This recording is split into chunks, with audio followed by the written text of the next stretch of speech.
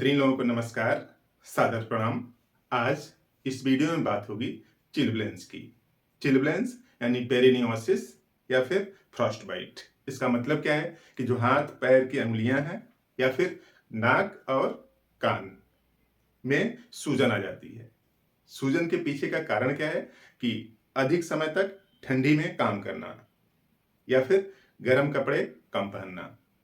इस वजह से शरीर के सभी पार्ट ठंडी से संघर्ष करते रहते हैं बॉडी के टेम्परेचर को बनाए रखने के लिए, लेकिन उसका इम्पैक्ट दिख जाता है किस पे?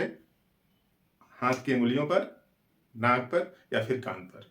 तो स्वेलिंग ऑफ फिंगर्स, जो हाथ है इसके फिंगर्स या फिर पैर के फिंगर्स की स्वेलिंग को बेसिकली चिलब्लेंस बोलते हैं। होता क्या है? ठंडी के इम्पैक्ट की वजह से जो आर्टरी वेन्स हैं उसमें सूजन आ जाती है। कैसे आती है, क्या कारण है, उसी को समझते हैं। फिर अंत में देख लेंगे कि कौन सी होम्योपैथिक दवा लिया जाए ताकि चिलब्लेंस से आज़ादी मिल सके। चिलब्लेंस अगर हो गया है तो ठीक हो जाए। तो देखिए, जो चिलब्लेंस है यूं समझ लीजिए कि इस तरह से अंगुलियां हैं, ठीक है। यहाँ पे आर्टरी और वेन्स का सर्कुलेशन रहता है इस तरह से, और इस पे कोल्ड का एक्सपोजर हो रहा है। टेम्परेचर कितना है? 8 से 10 डिग्री सेल्सियस है टेम्परेचर, बाहर का एटमॉस्फेयर का टेम्परेचर। तो यहाँ पे ठंड से लगातार लगती रहती है। आप कुछ काम कर रहे हैं, पानी में कपड़े धुल रहे हैं, बर्तन धुल रहे हैं, इस तरह से। और उसके बाद आपने क्या किया? सडन जाके कहीं पे आग सेक लिया, तो सडन टेम्परेचर चेंज हो रहा है। सडन टेम्परेचर चेंज यानी जब सडनली टेम्परेचर चेंज होगा तो यहाँ की जो आर्टरी वेन्स है ना, ये जो आर्टरी वेन्स हैं उसमें स्वेलिंग आ जाएगी। यानी मेन काज क्या है? ठंडी तो बैकग्राउंड में है, लेकिन sudden temperature change real condition में है। तो जब भी कोई पार्ट ठंडा है तो उसके टेम्परेचर को तुरंत नहीं बढ़ाना चाहिए। मतलब तुरंत जाके आग पे नहीं सेकना चाहिए। पहले आप उसको सुखाइए, ड्राई करिए, उसके बाद जैसे आप रगड़ सकते हैं, यानी उसका टेम्परेचर थोड़ी देर बाद बढ़ाइए। तो जब सडन टेम्परेचर चेंज होगा उसी वजह से यहाँ की जो आर्टरी और वेन्स है उसमें स्वेलिंग आ जाती है। जो बड़ी आर्टरी वेन्स होती हैं, यानी जो मोटी आर्टरी वेन्स होती हैं, वो इस सडन टेम्परेचर चेंज को रजिस्ट कर जाती हैं, उसमें चेंज नहीं दिखता है। लेकिन जो पतली आर्टरी हैं उसमें सडन टेम्परेचर चेंज से इफेक्ट दिखने लगता है और स्वेलिंग आ जाती है। और वही स्वेलिंग से जो उंगलियां हैं पूरा एकदम सूज जाती हैं, दर्द भी करता है, जलन भी होता है। तो यही सिचुएशन है। तो बैकग्राउंड में ठंडी और सडन टेम्परेचर चेंज ही चिलब्लेंस के लिए रिस्पॉन्सिबल फैक्टर है। देखिए, क्लियर कट लिखा है कि पेनफुल, दर्द भी होगा, जब स्वेलिंग होगी तो दर्द भी होगी। पेनफुल, इची, रेड और purple swelling on the skin. और कहां कहां की हो सकती है? फिंगर की हो सकती है, टोस, ईयर और नोज की। सबसे ज्यादा फिंगर में देखा जाता है, रेशियो परसेंटेज सबसे ज्यादा फिंगर में होता है। और कारण क्या है? Prolong exposure to cold, damp, अधिक समय तक ठंडी से एक्सपोजर हो रहा है। Cause rapid rewarming of the cold skin, यानी तेजी से उसको क्या कर दिया? गर्म कर दिया, जाके इसे हीटर पर सेक दिया, या आग जल रही वहां पर जाके सेकने लगे। यानी अभी टेम्परेचर कम था, सडनली टेम्परेचर चेंज क्या हो गया? उस पार्ट का ज्यादा हो गया। तो इस तरह से सडन टेम्परेचर चेंज यानी रैपिड रिवार्मिंग, तेजी से उसको गर्म कर दिया।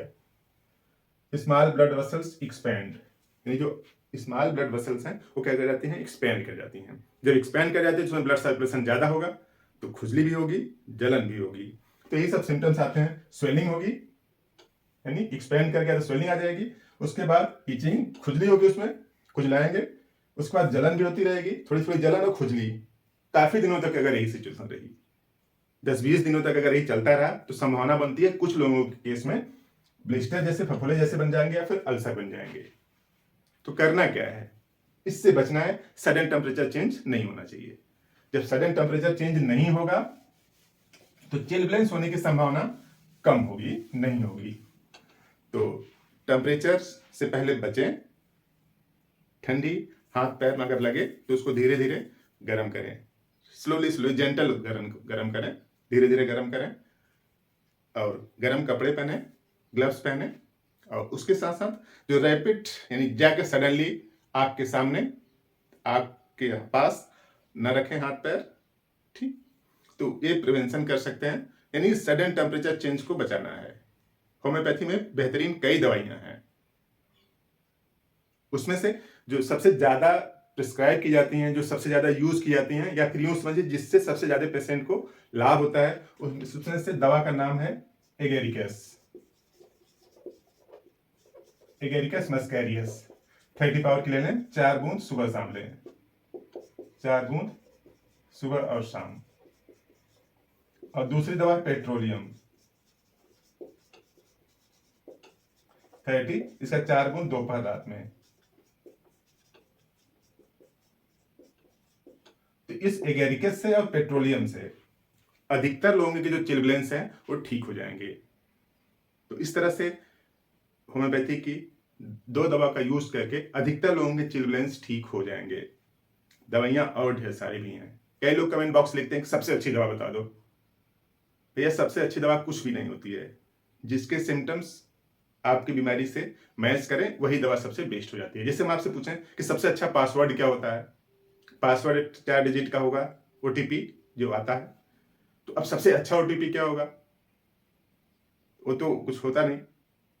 यानी हर एक इंडिविजुअल केस का के साथ और जो फैक्टर हैं मिल करके एक ओटीपी को स्पेसिफिक बना देते हैं। अब जो ओटीपी होगा उसमें 0 से 9 तक डिजिट होंगे बस, लेकिन उस सिचुएशन में, उस टाइम में, उस फॉर्मेट के लिए ओटीपी अलग अलग होगी। उसी तरीके से दवा भी है। अधिकतर लोगों को इससे काम बन जाएगा, कुछ लोगों को इससे आराम अगर नहीं आता है तो डॉक्टर नाम का एक प्राणी होता है, आप उससे संपर्क करें, वो कुछ बेहतर हेल्प करेंगे। ठीक, किताबें पढ़िए, ज्यादा बेहतर इंफॉर्मेशन मिलेगी। बेस्ट कुछ भी नहीं होता है, जो आज बेस्ट है अगले सिचुएशन में, अगले कंडीशन में वो सबसे खराब भी हो जाता है। तो उस सिचुएशन के लिए बेस्ट सिलेक्ट करिए। तो काम की बात आप यहाँ तक देखें, बात पसंद भी आई हुई, वीडियो को लाइक करें, चैनल पर नए तो सब्सक्राइब कर लें, शेयर भी कर दें इसको। कुछ लोगों की इन्फॉर्मेशन बढ़ जाएगी, पता चल जाएगा चिलब्लेंस कैसे होता है, उसका इलाज क्या है। आपने पूरा वीडियो देखा, थैंक यू।